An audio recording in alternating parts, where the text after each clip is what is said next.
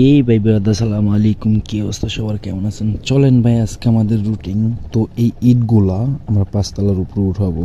তো সেই ব্যবস্থাই করতেছি, কারণ ভাই আমরা প্রবাসী, আমাদের দুঃখ বলার কোনো জায়গা নেই।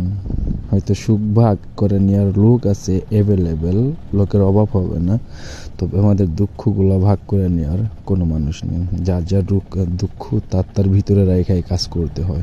রোদ বান বৃষ্টি ঝড় তুফান এগুলা কোনো ম্যাটারই করে না আমাদের কাছে। যাই হোক, আলহামদুলিল্লাহ, তারপর আল্লাহ পাক অনেক ভালো রাখছে, আল্লাহ পাকের কাছে আজ শুকরিয়া। তো এই কাজের ফাঁকে, এত পরিশ্রমের ফাঁকেও এই ভিডিওগুলো করি।